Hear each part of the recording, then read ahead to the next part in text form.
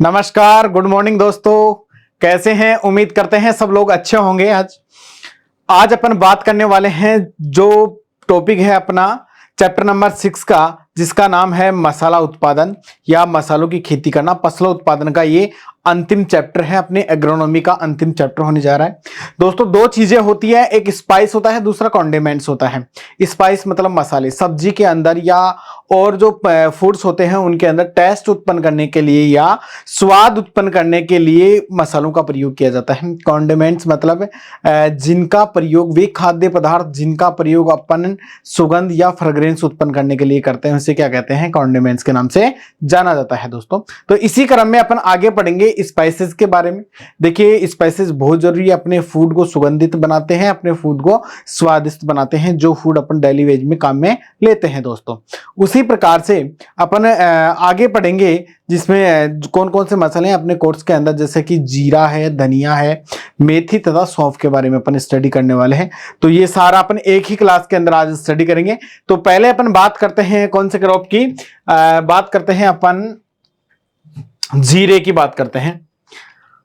जीरा, जीरे का बोटनिकल नेम क्या होता है? इसको देखो, इंग्लिश में कहते हैं क्यूमीन। क्या कहते हैं दोस्तों? क्यूमीन के नाम से इसको जाना जाता है। वानस्पतिक नाम है इसका या बोटनिकल नेम है क्यूमिनम साइमिनम। क्यूमिनम साइमिनम नाम है। इस प्रकार से जीरे का कोई पौधा होता है, देखा आप लोगों ने? अगर देखा नहीं होगा, क्योंकि ज्यादातर जो पश्चिमी राजस्थान के बच्चे हैं वो तो जीरे के पौधे को अच्छी प्रकार से जानते हैं, लेकिन जो बच्चे जयपुर, सीकर, झुंझुनू, अलवर इनसे बिलोंग करते हैं वहां पर जीरे की खेती नहीं होती। तो किसी बच्चे ने अगर पौधा इसका नहीं देखा हुआ तो आप इमेज के माध्यम से दोस्तों देख सकते हैं।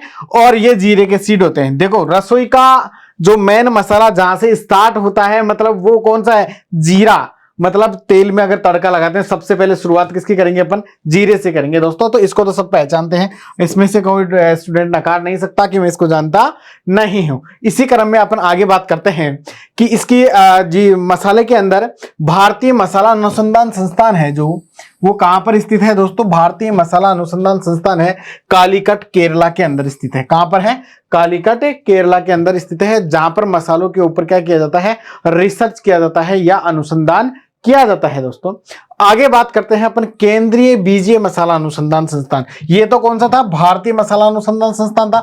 ये था केंद्रीय बीजीय मसाला अनुसंधान संस्थान। तो जहां पर बीजीय मसाला अनुसंधान संस्थान की बात आती है तो यह स्थित है अपना तबीची, अजमेर। और अजमेर कहां स्थित है? अपने राजस्थान में। राजस्थान में कहां स्थित है? तबीची, अजमेर के अंदर बीजीय मसाला अनुसंधान संस्थान है। और कालीकट, केरला के अंदर क्या है? मसाला अनुसंधान संस्थान स्थित है। मसालों की दृष्टि से देखा जाए तो भारत देश के अंदर सबसे अधिक मसाला उत्पादन करने में प्रथम स्थान अपने है एमपी का। पहला स्थान किसका है? मध्य प्रदेश का है। और दूसरा स्थान है अपन राजस्थान का। अगर बात करते हैं क्षेत्रफल की दोस्तों, किसकी बात करते हैं? क्षेत्रफल की। तो क्षेत्रफल में अपना राजस्थान प्रथम स्थान पर है। राजस्थान प्रथम स्थान पे है दोस्तों। नेक्स्ट अपन बात करते हैं, जीरे में चल रहे थे अपन, तो जीरे के अंदर फैमिली कौन सी है जीरे की? कुल इसका है अम्बेलिफेरी। जो कुल है वो कौन सा इसका? अम्बेलिफेरी। अम्बेलिफेरी जो फैमिली है, इसका दूसरा नाम है दोस्तों एपीएसी के नाम से भी इसको जाना जाता है। मतलब कौन सा नाम है? एपीएसी। अम्बेलिफेरी का ही दूसरा नाम है। या तो आपको एपीएसी दिया हुआ मिलेगा या अम्बेलिफेरी दिया हुआ मिलेगा। जितने भी अम्बेलिफेरी कुल के पादप हैं उनके सबका पुष्प का क्रम या प्रकार क्या होगा? अम्बेल पाया जाएगा। कौन सा पाया जाएगा? अम्बेल या छत्रक बोलते हैं इसको। देखा होगा आपने, गाजर देखा होगा, गाजर की फैमिली कौन सी है? अम्बेलिफेरी। उसका फूल भी आपने देखो छतरी की तरह होता है, तो इसका छत्रक बोलते हैं या अम्बेल के नाम से बोला जाता है। बात करते हैं इसका बीज या सीड। बीज या सीड की बात करें तो इसके सीड का प्रकार होता है बीज का सीजोकार्प। किस नाम से जाना जाता है दोस्तों? सीजोकार्प के नाम से जाना जाता है। उत्पत्ति स्थान जहां तक बात करें जीरे की, तो इसके उत्पत्ति स्थान है मिस्र देश। कौन सा देश है? मिस्र देश है। भारत देश के कुल 60% जीरे का उत्पादन केवल राजस्थान में होता है। कहां पर होता है? केवल राजस्थान में होता है। राजस्थान में कुल भारत देश का 60% जीरे का उत्पादन होता है दोस्तों। नेक्स्ट अपन बात करते हैं क्षेत्रफल में। अगर राजस्थान की बात करें तो क्षेत्रफल के अंदर सबसे अधिक है क्षेत्रफल अपना बाड़मेर का। राजस्थान कंडीशन की यहां पर बात हो रही है। राजस्थान का सबसे अधिक क्षेत्रफल कौन से जिले का है? बाड़मेर का है जीरा उगाने में। बात करते हैं उत्पादन की। क्षेत्रफल बाड़मेर का है, लेकिन उत्पादन कहां हो रहा है दोस्तों? जालोर के अंदर हो रहा है। कहां पर हो रहा है? जालोर में। ये क्वेश्चन काफी बार आ चुका है। जीरा और इसबगोल, इसबगोल दोनों कहां पर उत्पादित हो रहे हैं दोस्तों? जालोर के अंदर उत्पादित हो रहे हैं। मैंने बताया था कि राजस्थान एक ऐसा प्रदेश है जो केवल 60% उत्पादन करता है। अगर गुजरात को भी इसमें सम्मिलित कर लिया जाए तो गुजरात और राजस्थान कुल भारत का 80% जीरे का उत्पादन दोस्तों कर रहे हैं। अकेला राजस्थान कितना कर रहा है? 60%। और गुजरात राजस्थान दोनों मिलकर कितना कर रहे हैं? 80% उत्पादन कर रहे हैं। जीरे के अंदर एक तत्व पाया जाता है जिसका नाम है क्यूमिनोल। क्या नाम है? क्यूमिनोल, या इसे क्यूमिन एल्डिहाइड के नाम से जाना जाता है, जिसके कारण इसमें एक रोचक सुगंध क्या होती है? पैदा होती है। अपन जीरे को खुशबू सूंघ के देखते हैं तो उसमें एक अलग ही टाइप की खुशबू आती है। वो किसके कारण आती है दोस्तों? क्यूमिनोल तत्व या क्यूमिन एल्डिहाइड के कारण आती है। बात करते हैं इसमें वाष्पशील कुछ तेल की मात्रा भी पाई जाती है। तो इसमें 2.5% वाष्पशील क्या पाया जाता है दोस्तों? तेल पाया जाता है। इस तेल में भी क्या? क्यूमिनोल के कारण ही सुगंध आती है। जीरा एक प्रकार का स्वपरागित या सेल्फ पोलिनेटेड पौधा है, मतलब इसमें खुद का सेल्फ परागण पाया जाता है या स्वपरागण पाया जाता है दोस्तों। नेक्स्ट अपन इसकी बात करते हैं जलवायु कि भाई जीरा उगाने के लिए कैसी जलवायु चाहिए। देखिए दोस्तों, जीरा उगाने के लिए ठंडा मौसम चाहिए और शुष्क मौसम चाहिए, मतलब उष्ण कटिबंधीय जलवायु इसके लिए क्या है? सुटेबल है। ठंडा मौसम क्यों चाहिए? क्योंकि इसमें रोगों का प्रकोप क्या होता है? कम होता है। शुष्क मौसम में भी क्या होता है? जैसे नमी कम रहती है तो रोग तथा कीटों का प्रकोप क्या रहता है? कम होता है। जितनी भी मसाले वाली फसलें हैं इनको बादलों वाला जैसा मौसम अगर कभी रहता है तो ऐसा मौसम बिल्कुल भी पसंद नहीं रहता है। इस मौसम के अंदर छाछिया जैसी बीमारियां या पाउडरी मिल्ड्यू जैसी बीमारियां आक्रमण कर देती हैं। मोइला जैसे कीट होते हैं वो भी क्या कर देते हैं? आक्रमण कर देते हैं वातावरण में अधिक नमी के कारण। तो ऐसा मौसम इनको कतई पसंद नहीं रहता। इनको बिल्कुल ठंडा मौसम पसंद रहता है। ठंडे में भी क्या? सूखापन हो ऐसा मौसम दोस्तों पसंद रहता है। आगे बात करते हैं इसके, जब बुआई करते हैं अपन जीरे की उस समय 24 से 28 डिग्री सेंटीग्रेड तापमान क्या होना चाहिए, तथा वृद्धि और विकास के लिए 20 से 25 डिग्री सेंटीग्रेड तापमान होना चाहिए दोस्तों। तो इस प्रकार से अपन देख सकते हैं जलवायु की स्थिति कि इसके लिए शुष्क ठंडा मौसम चाहिए, जब उगाते हैं तब 24 से 28 डिग्री सेंटीग्रेड तापमान चाहिए, तथा जब वृद्धि और विकास होता है तो उसके लिए आपको 20 से 25 डिग्री सेंटीग्रेड तापमान की दोस्तों आवश्यकता रहती है। नेक्स्ट अपन बात करते हैं मृदा और खेत की तैयारी। अगर आप बात करें तो इसके लिए दोमट मृदा आवश्यक रहती है या बलुई दोमट मृदा भी ले सकते हैं। जीरे में बात करते हैं तो खेत की तैयारी की, तो खेत की जब तैयारी करें आप तो एक जुताई आपको मिट्टी पलटने वाले हल से करनी है, 3 से 4 क्रॉस जुताइयां करनी है आपस में इस प्रकार से, और मिट्टी को अच्छा भुरभुरा बना लेना है एक प्रकार से, और फिर इसके बीजों की दोस्तों बुआई की जाती है। खेत की जब तैयारी की जाती है तो उसी समय आपको FIM या वर्मी कंपोस्ट साथ में डाल देना है। 1 महीने पहले ही खेत की तैयारी पूर्ण कर ली जाती है।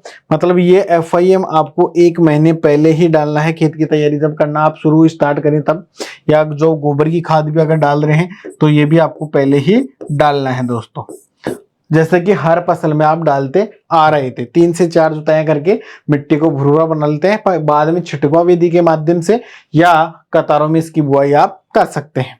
नेक्स्ट बात करते हैं उन्नत किस्मों की। उन्नत किस्मों की जहां तक बात करते हैं दोस्तों, तो जैसे RS1 ये किसकी किस्म है? जीरे की, बहुत अच्छी किस्म है।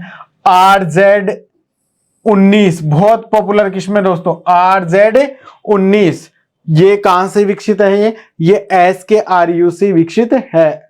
आगे बात करते हैं RZ209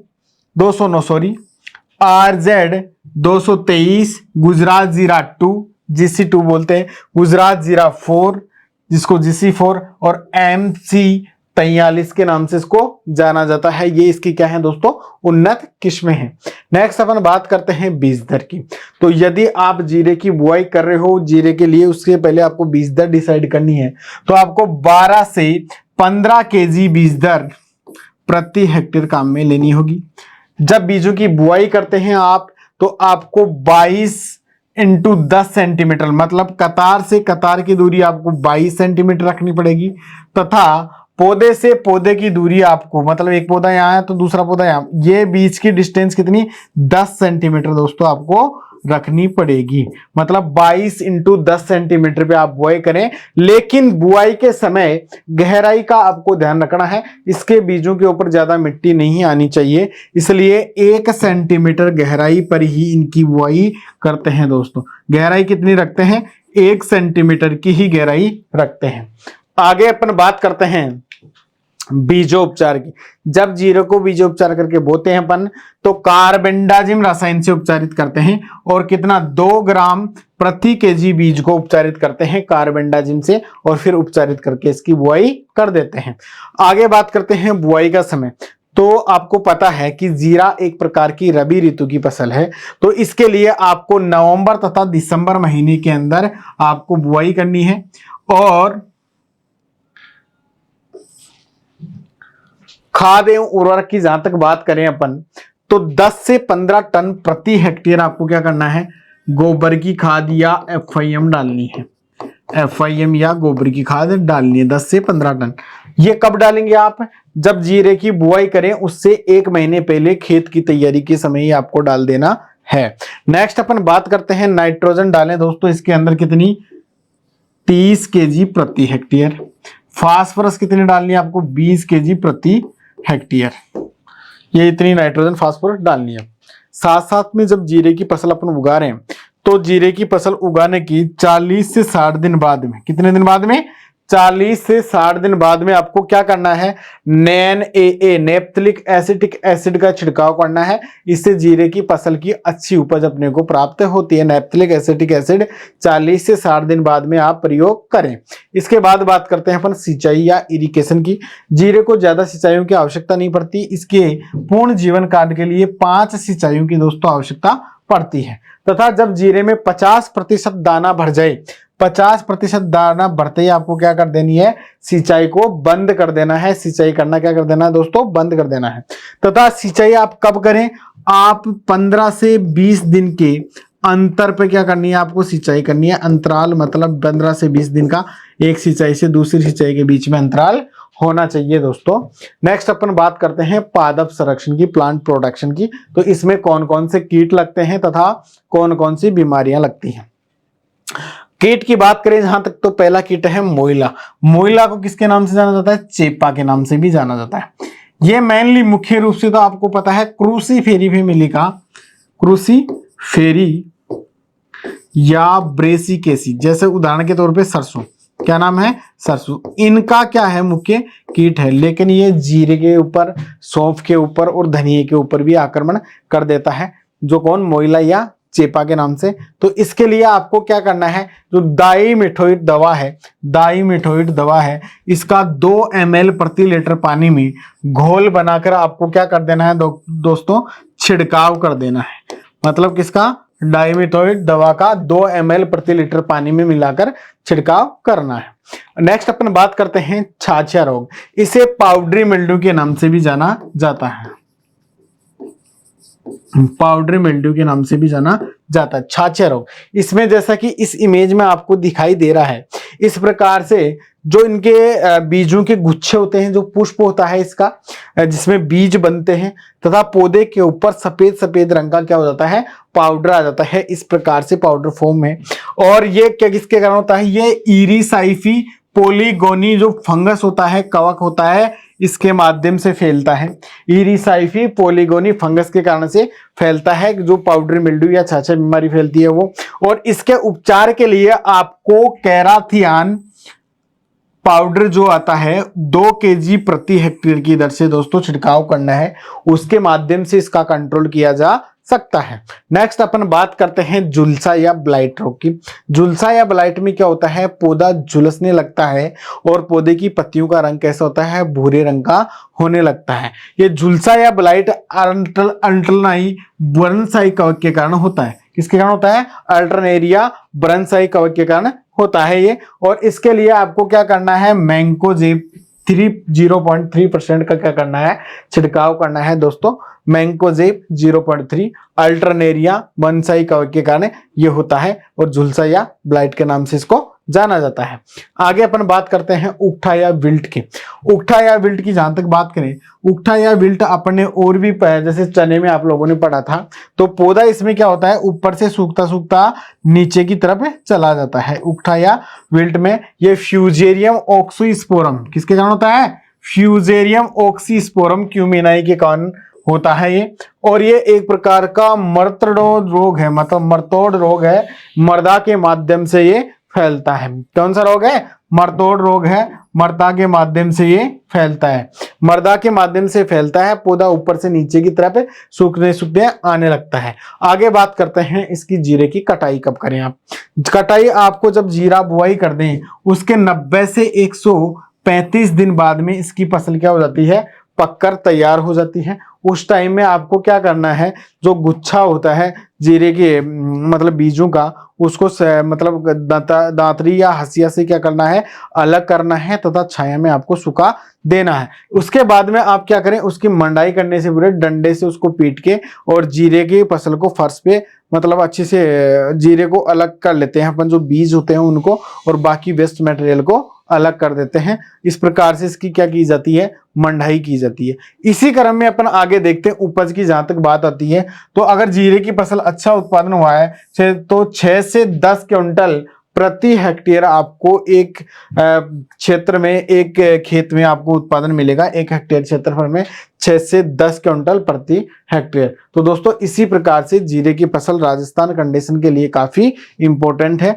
और सर्वाधिक इसकी फसल का उत्पादन अपने जालोर जिले में हो रहा है। इसी क्रम में दोस्तों अपनी अगली फसल है जिसका नाम है धनिया। धनिया एक सुगंधित मसाला है जिसके बीज तथा पत्तियों दोनों का प्रयोग किया जाता है।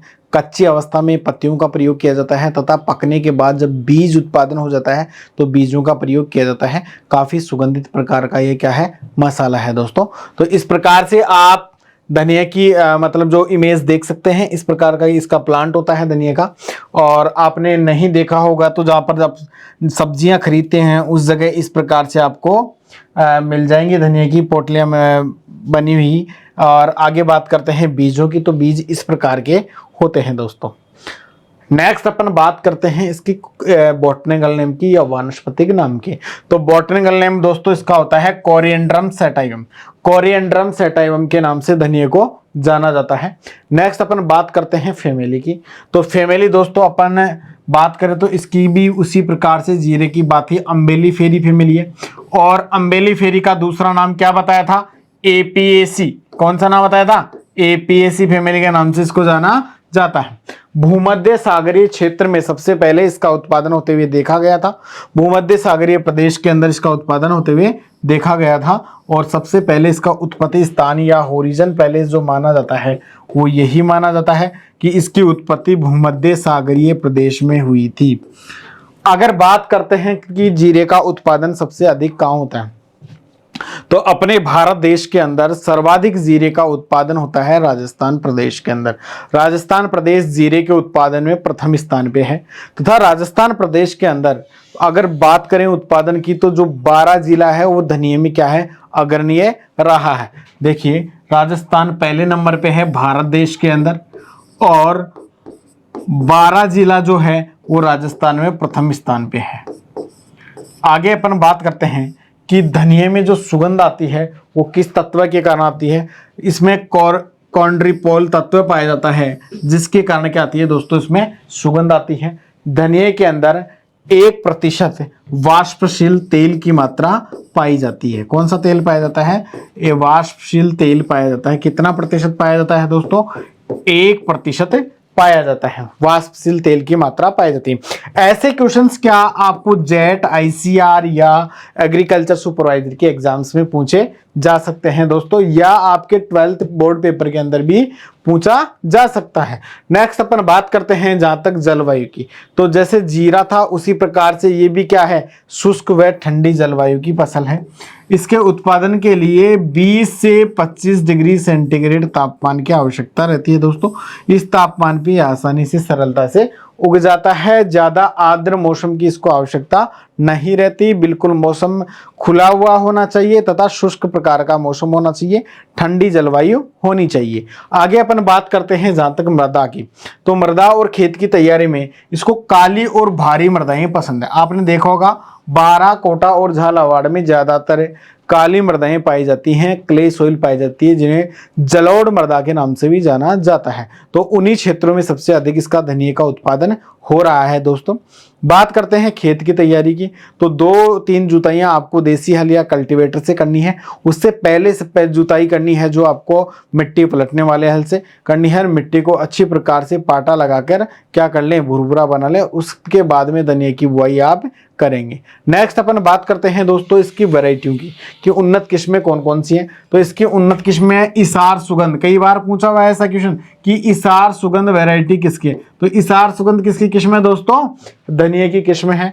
RCR 41 राजस्थान कोरिएंडर कितना है 41, Kumbhraj RCR 435, RCR 436, RCR 446, GC2 Gujarat धनिया 2, RCR 684, Pant हरितमा सिंपो L33, JD1, ACR1, CR6, RCR 480, इसी के साथ में RCR 20 वैरायटी एक और है।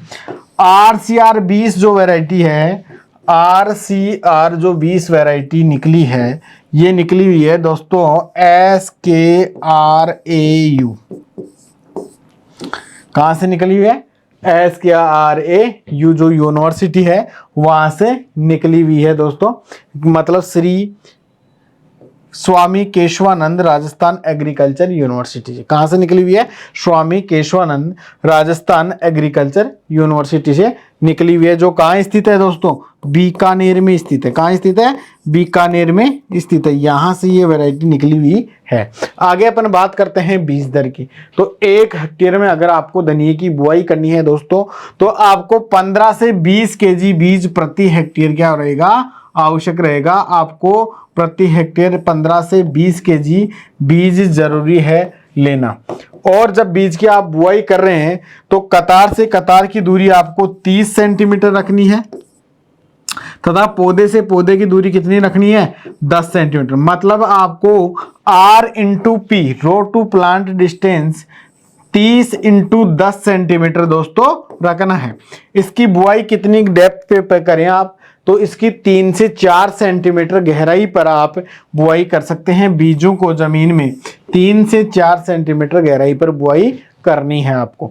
नेक्स्ट अपन बात करते हैं बीजोपचार की, तो इसका बीजोपचार के लिए 3 ग्राम थायरम का से उपचारित करते हैं। थायरम से उपचारित करते हैं 3 ग्राम प्रति केजी बीज को उपचारित करके बुआई करते हैं। नेक्स्ट अपन बात करते हैं बुआई का समय व बुआई की विधि। बुआई का समय मतलब 15 अक्टूबर से 15 नवंबर तक इसकी बुआई कर देनी है, क्योंकि ये क्या है, एक रबी सीजन की क्रॉप है। 15 अक्टूबर से 15 नवंबर तक इसकी बुआई कंप्लीट कर देनी है दोस्तों। उसके बाद में आप बात करते हैं बुआई की विधि की, तो बुआई की इसकी कतारों में बुआई की जाती है। तो कतार से कतार की दूरी 30 सेंटीमीटर तथा पौधे से पौधे की दूरी 10 सेंटीमीटर करनी है। नेक्स्ट अपन बात करते हैं खाद और उर्वरक की, तो इसके लिए आपको 10 से 15 टन प्रति हेक्टेयर गोबर की खाद या FIM डालनी है भूमि की तैयारी के समय। इसके बाद में बात करते हैं नाइट्रोजन की, तो आपको 60 केजी नाइट्रोजन प्रति हेक्टेयर देना है। फास्फोरस देना है 40 केजी प्रति हेक्टेयर।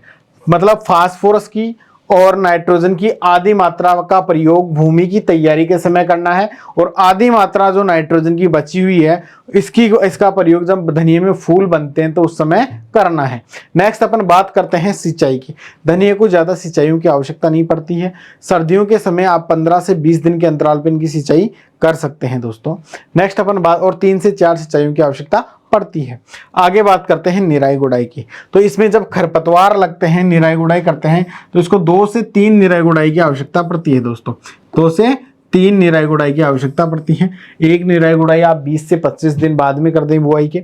उसके बाद में आप रासायनिक खरपतवार नियंत्रण करें आप, तो पेंडामिथाइलिन, क्या पेंडामिथाइलिन दवा 1 kg प्रति हेक्टेयर के हिसाब से आपको पहले ही छिड़काव कर देना है। कब? जब आप धनिये की बीज की बुआई कर दें तथा अंकुरण नहीं हो। बीज बुआई और अंकुरण से पहले किसका करना है आपको? पेंडामिथाइलिन दवा का स्प्रे करना है। बैसालिन की जहां तक बात करें, अगर आप पेंडामिथाइलिन नहीं छिड़क रहे हैं तो बैसालिन जो रसायन छिड़क रहे हैं, खरपतवारनाशी छिड़क रहे हैं, तो 1 kg प्रति हेक्टेयर कब कर सकते हैं? बीज बुआई के पहले। कब करना है? बीज बुआई के पहले आपको छिड़क देना है दोस्तों। नेक्स्ट अपन बात करते हैं पादप संरक्षण की। तो इनमें कौन कौन से कीट लगते हैं और कौन कौन सी बीमारियां लगती हैं। तो कीट की जहां तक बात करते हो, इसमें लगता है चेपा या मोइला। जिस प्रकार से चेपा और मोइला जीरे की फसल में लगा था, उसी प्रकार से इसमें भी लगता है, क्योंकि ये क्या क्रूसीफेरी कुल का मुख्य सदस्य है ये कीट, और जो क्रूसीफेरी फैमिली में सभी में लगता है, लेकिन ये धनिया, जीरा और सौंफ के अंदर भी आक्रमण कर देता है। तो उसी प्रकार से इसके नियंत्रण के लिए दोस्तों डाइमिथोएट दवा का स्प्रे करेंगे। कितना? 675 ml प्रति हेक्टेयर की दर से आपको इसमें स्प्रे कर देना है इस कीट के नियंत्रण के लिए। आगे अपन बात करते हैं रोग कि इसमें कौन कौन से रोग लगते हैं। दोस्तों इसमें उकठा या मलानी विल्ट लगता है, छाछा या पाउडर मिल्ड्यू जिसको चूर्णी फफूंद के नाम से जाना जाता है वो लगता है, झुलसा या अंगमारी ब्लाइट वो लगता है। इसके अलावा स्तंभ पिटिका, स्टेम गाल ये बीमारी लगती है। तो इनके नियंत्रण के लिए आपको क्या करना है? उकठा के लिए आपको 22 0.3% का छिड़काव करना है दोस्तों। छाछिया के लिए कैराथियन का छिड़काव करना है आपको। और झुलसा तथा अंगमारी, ये जीरे की बात ही सारी बीमारियां जैसे जीरे में बताई थी उसी प्रकार से, तो इसके लिए कॉपर ऑक्सीक्लोराइड 0.3% का स्प्रे करें। साथ ही जो स्तंभ पिटिका या स्टेम गाल बीमारी होती है, इसके लिए भी आप कॉपर ऑक्सीक्लोराइड का स्प्रे कर सकते हैं दोस्तों। तो इस प्रकार से इनके रोगों का नियंत्रण अपन आसानी से पा सकते हैं।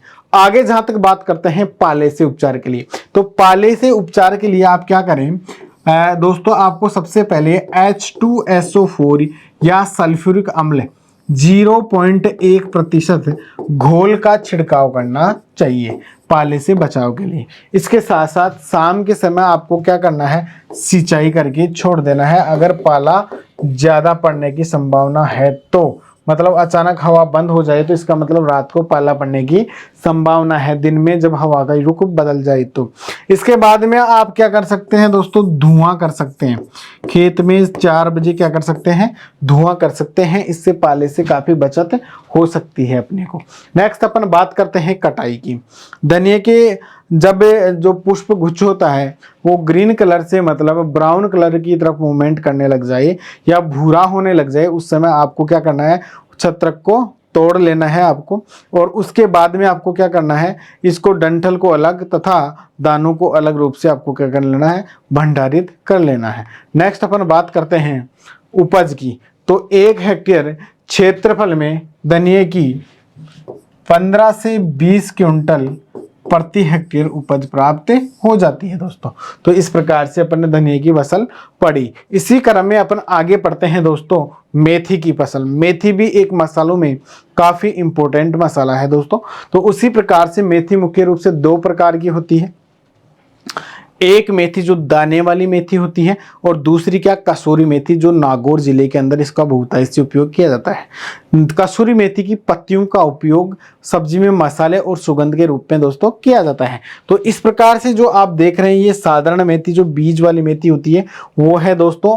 और इसके बाद में जो ये दिख रही है ये कसूरी मेथी के नाम से जानी जाती है। कसूरी मेथी का प्लांट इस प्रकार से होता है। तो जो देसी मेथी होती है, अपन जो दाने वाली मेथी की जिसकी बात करते हैं, दाने वाली मेथी, तो दाने वाली मेथी का नाम है ट्राइगोनेला फोइकम ग्रेइकम के नाम से जाना जाता है।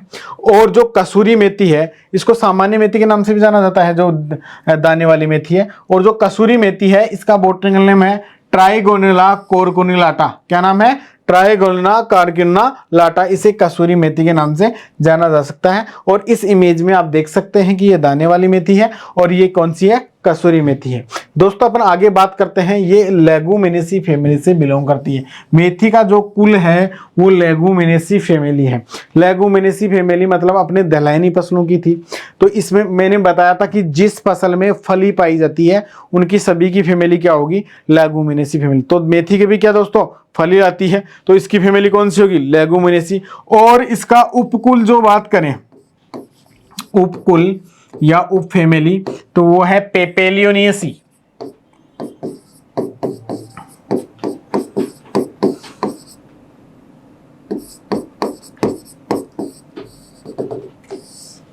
बात करते हैं उत्पत्ति स्थान की, तो इसका उत्पत्ति स्थान है दक्षिणी पश्चिमी एशिया। दोस्तों कौन सा है?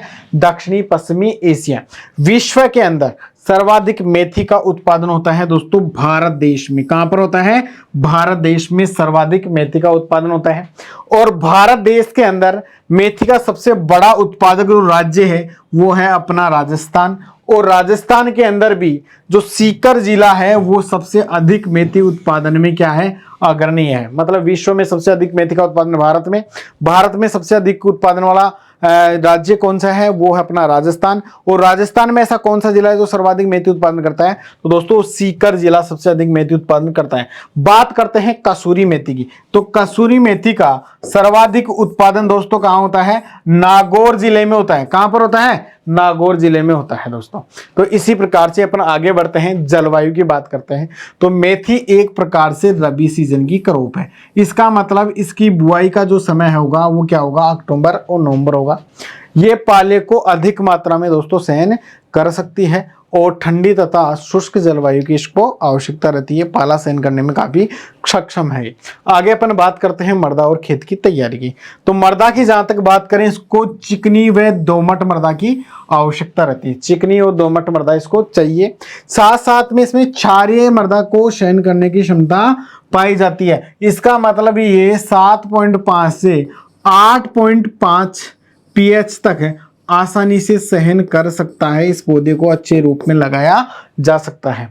खेत की तैयारी की जहां तक बात करें अपन, तो अन्य फसलों में जैसा कि आप पढ़ते आ रहे थे कि एक जुताई मिट्टी पलटने वाले हल से और 2 से 3 जुताइयां आपको क्या करनी है? देसी हल या कल्टीवेटर के माध्यम से दोस्तों इसमें करनी है। और फिर आपको क्या करनी है? मेथी के दानों की बुआई करनी है। नेक्स्ट अपन बात करते हैं उन्नत किस्मों की। तो जैसे कि मैंने बताया था कि मेथी 2 प्रकार की होती है। साधारण मेथी का नाम ये ट्राइगोनेला फोइकम ग्रेइकम, कसूरी मेथी का ट्राइगोनेला कोरकुनिलाटा। तो इसकी जो किस्में हैं वो है RMT1, RMT 143 को 1, राजेंद्र क्रांति, ये बहुत इंपॉर्टेंट वैरायटी एक ही है, काफी बार पूछा है। राजेंद्र क्रांति किसकी किस्म है? गुजरात मेथी 2, इसार सोलानी, ये क्या है?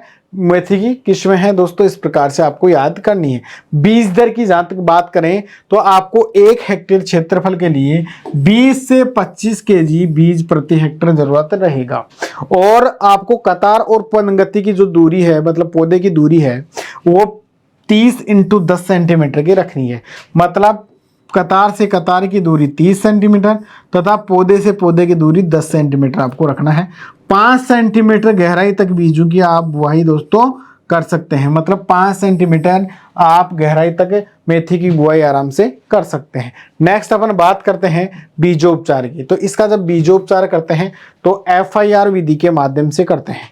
मतलब पहले फंजीसाइड से इसके बीजों को उपचारित करते हैं, थायरम या कैप्टन से, फिर इंसेक्टिसाइड या कीटनाशक से करते हैं, और फिर राइजोबियम कल्चर से करते हैं। दोस्तों आपको पता है कि मेथी एक प्रकार की दलहनी फसल है। तो दलहनी फसल होने के कारण क्या होगा कि मैंने बताया था दलहनी फसलें जब पढ़ाई थी तब कि दलहनी फसलों की जड़ों में गांठें पाई जाती हैं, जिनको नोड्यूल्स के नाम से जाना जाता है। ये दलहनी फसलों की जड़ों में राइजोबियम जीवाणु पाया जाता है। इन गांठों में कौन सा जीवाणु पाया जाता है? राइजोबियम जीवाणु पाया जाता है, जो वातावरण से नाइट्रोजन स्थिरीकरण करने का कार्य करता है और पौधे को उपलब्ध कराता है। तो उसी प्रकार से जब अपन मेथी का बीजोपचार करते हैं तो राइजोबियम मेलेलोटाई नामक राइजोबियम कल्चर प्रजाति का इसमें प्रयोग करते हैं। दोस्तों प्रयोग कैसे करेंगे? अपन 250 ग्राम लेंगे गुड़ और उसको 1 लीटर पानी में क्या करेंगे? आपको घोल लेंगे और बीजों के उपचार मतलब ऊपर फैला देंगे उसको, जिससे बीज क्या हो जाए? चिपचिपे। और फिर आप राइजोबियम मेलेलोटाई राइजोबियम कल्चर प्रजाति का प्रयोग कर सकते हैं। उससे क्या बीजों की अच्छे से चिपक जाएगा। दोस्तों नेक्स्ट अपन बात करते हैं बुआई का समय। तो बुआई के समय की जहां तक बात करें तो 15 अक्टूबर से 15 नवंबर तक इसकी अपन बुआई करते हैं दोस्तों। और साथ में कतारों में इसकी बुआई की जाती है और कतार से कतार की दूरी 30 और तथा पौधे से पौधे की दूरी 10 सेंटीमीटर रखी जाती है। आगे बात करते हैं खाद और उर्वरक की। तो अन्य फसलों की बात ही इसमें भी 10 से 15 टन प्रति हेक्टेयर गोबर की खाद या FIM का दोस्तों आप प्रयोग करेंगे। FIM या गोबर की खाद का प्रयोग करेंगे। नाइट्रोजन और फास्फोरस तथा पोटास की जहां तक बात करें तो आपको 20 केजी तो क्या डालना है? नाइट्रोजन डालना है, फास्फोरस 40 केजी और पोटास क्या डालना है? 20 केजी डालना है। नाइट्रोजन 20 केजी, ये आपके दिमाग में सवाल उठ रहा होगा कि नाइट्रोजन की मात्रा कम क्यों डाल रहे हैं? क्योंकि यह दलहनी फसल होने के कारण वातावरण से स्वयं ही नाइट्रोजन स्थिरीकरण कर लेती है, इसलिए इसमें नाइट्रोजन की आवश्यकता केवल प्रारंभिक अवस्था में वृद्धि और विकास करने के लिए पड़ती है। दोस्तों नेक्स्ट अपन बात करते हैं सिंचाई की। तो पहली सिंचाई जो आप करो ये 30 दिन बाद में करना है आपको, बीज बुआई के। कितने दिन बाद में करना है? 30 दिन बाद में करना है आपको। और साथ में क्या करना है? 15 से 20 दिन के इंटरवल पे या अंतराल पे आपको सिंचाई करनी है। ये मेथी के लिए 3 से 4 सिंचाइयां पर्याप्त रहती हैं। दोस्तों इसी प्रकार से अपन आगे बढ़ते हैं निराई और गुड़ाई की बात करें। खरपतवार नियंत्रण इसमें पहली बार अपन रासायनिक विधि से कर रहे हैं तो पेंडामिथाइलिन दवा का आप क्या करें? स्प्रे करें, मतलब बीज बुआई तथा अंकुरण से पहले करें। और साथ में फिर बैसालिन का प्रयोग आप कर सकते हैं। इसके बाद में अपन बात करते हैं पादप संरक्षण की। प्लांट प्रोटेक्शन की बात जहां तक करते हैं तो इसमें रोग कौन कौन से लगते हैं? इसमें लगता है छाछा रोग, जिसको पाउडरी मिल्ड्यू के नाम से जाना जाता है, डाउनी मिल्ड्यू लगता है तथा साथ में जड़ गलन बीमारी लगती है। तीनों बीमारियां इसमें आक्रमण करती है, जिसमें छाछा इरिसाइफी पोलीगोनी फंगस के कारण लगता है, जिसका उपचार केराथिन दवा के माध्यम से किया जा सकता है। और इसके बाद में बात करें डाउनी मिल्ड्यू, तो ये पेरोनोस्पोरा ट्राइगोनली के कारण लगता है, उपचार करते हैं मैंकोजेब के माध्यम से। जड़ गलन की जहां तक बात करें राइजोक्टोनिया स्पीसीज के कारण लगता है और बाइवेस्टिन दवा के माध्यम से 0.3 से आप क्या करें? स्प्रे करके इसको उपचारित कर सकते हैं। कटाई की बात करें, आप मेथी की अगर पत्तियों के लिए कटाई कर रहे हैं तो 4 से 5 कटाइयां आपको करनी है। और अगर बीज के लिए कर रहे हैं तो जब फलियां पक जाएं तब बीजों को थ्रेसिंग के माध्यम से अलग कर लिया जाता है। उपज की जहां तक बात करते हैं तो सिंचित क्षेत्रों में 50 से 70 क्विंटल प्रति हेक्टेयर उपज प्राप्त होती है तथा असिंचित क्षेत्रों में 15 से 20 क्विंटल उपज प्रति हेक्टेयर प्राप्त होती है। तो दोस्तों इस प्रकार से आपने मेथी की फसल पढ़ी, काफी अच्छे से समझ में होगी। आगे दोस्तों अपन बात कर रहे हैं सौंफ के बारे में। सौंफ की फसल आपने देखी होगी, इस प्रकार से सौंफ का प्लांट होता है। ये जिसको अम्बेल बोलते हैं या छत्रक बोलते हैं, ये संरचना में दिखाई दे रहा वो है दोस्तों। और इसी में बीज उत्पन्न होते हैं, ये सौंफ के बीज है। सौंफ का उपयोग चबाने के रूप में किया जाता है तथा साथ साथ में मसालों में किया जाता है, अचार वगैरह में भी इसका प्रयोग किया जाता है दोस्तों। तो इस प्रकार से इसका बॉटनिकल नेम है फोइकम वल्गेर। क्या नाम है दोस्तों? फोइकम वल्गेर के नाम से इसको जाना जाता है। और दोस्तों इसकी फैमिली की जहां तक बात करें तो अम्बेली फेरी फैमिली से बिलोंग करता है या एपीएसी फैमिली के नाम से इसको जाना जाता है। वही पुष्पक्रम इसमें भी कौन सा होता है? अम्बेल होता है दोस्तों। कौन सा होता है? अम्बेल। जैसा कि मैंने ये बताई, इसको क्या कहते हैं? अम्बेल के नाम से जाना जाता है। दक्षिणी पश्चिमी एशिया क्या है? इसका उत्पत्ति स्थान है या यूरोप भी माना जाता है। सौंफ के अंदर 1% वाष्पशील की तेल की मात्रा पाई जाती है दोस्तों। आगे अपन बात करें जलवायु की, तो सौंफ को ठंडी और शुष्क मौसम की आवश्यकता पड़ती है और सदा साथ साथ 15 से 20 डिग्री सेंटीग्रेड तापमान इसके लिए क्या रहता है, उपयुक्त रहता है। खुला मौसम चाहिए, बिल्कुल बादल उस मौसम में नहीं होनी चाहिए दोस्तों। इसके बाद में अपन बात करते हैं मृदा की, तो बलुई, दोमट व चिकनी मृदा इसके लिए क्या रहती है, सर्वोत्तम, जिसका पीएच मान 6.5 से लेकर 7.5 के मध्य दोस्तों होना चाहिए। खेत की तैयारी की जहां तक बात करें आप, तो खेत की तैयारी करते समय आपको पहली जुताई मिट्टी पलटने वाले हल से करनी है, 3 से 4 क्रॉस जुताइयां करनी है। उसके बाद में आपको पाटा लगा के मिट्टी को भुरभुरा करके समतल बना लेना है। ये करते हैं अपन खेत की तैयारी। उसी समय आपको क्या करना है, खेत की तैयारी के समय ही गोबर की खाद तथा अन्य उर्वरकों का प्रयोग कर देना है।